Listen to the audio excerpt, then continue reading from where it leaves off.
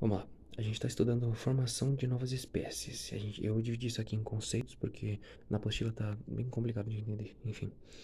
Hum, o primeiro conceito que a gente vê é a especiação. A especiação é a formação de uma nova espécie. Coloca isso na cabeça. Ela ocorre de duas maneiras: alopatria ou simpatria. A gente vai ver primeiro a especiação simpátrica. Vamos lá.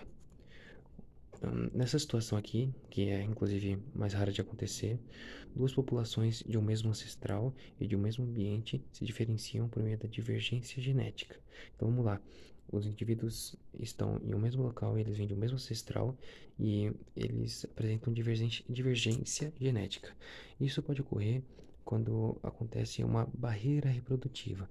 É uma barreira que ocorre por meio de alguma situação natural e essa barreira faz com que os indivíduos se reproduzam de forma isolada. A primeira delas é a multiplicação do conjunto de cromossomos, erro na meiose, erro de genética.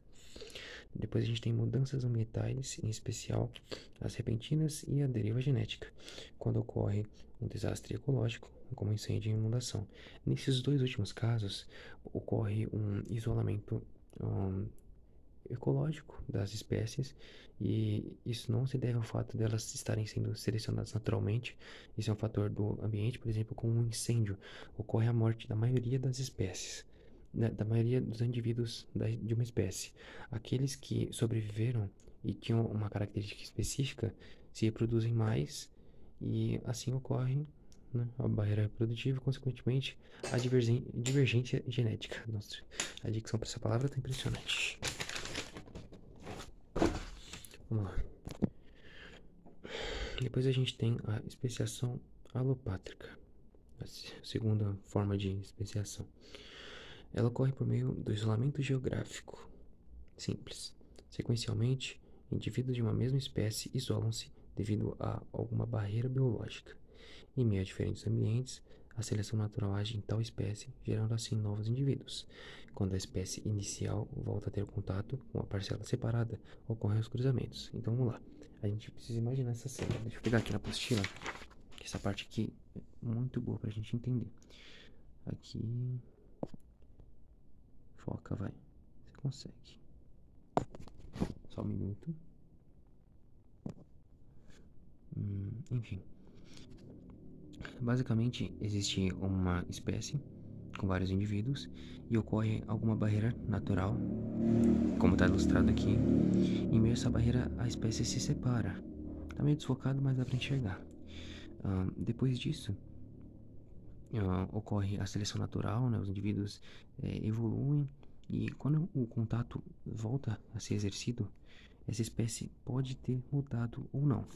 Existem duas possibilidades aqui que a gente vai estudar.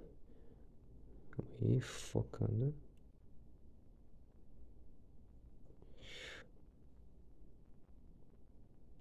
Aqui, ó. A primeira possibilidade ocorre se surgirem novos indivíduos férteis. O casal ainda é de mesma espécie, constituindo apenas uma diferente raça. Então, quando a espécie volta ao contato, pode surgir um indivíduo fértil, e nesse caso a espécie ainda é a mesma e a raça deles só mudou. E na segunda possibilidade, surgem indivíduos inférteis ou eles nem mesmo surgem. E nesse caso, o casal que voltou a ter esse contato é constituído de espécies diferentes, como a gente pode perceber nas imagens lá. Aí os últimos dois conceitos são a anagênese e a cladogênese. Mudanças causadas por mutação, recombinação gênica e seleção natural pertencem à anagênese. Raramente forma novas espécies. Quando gera, a anterior deixa de existir.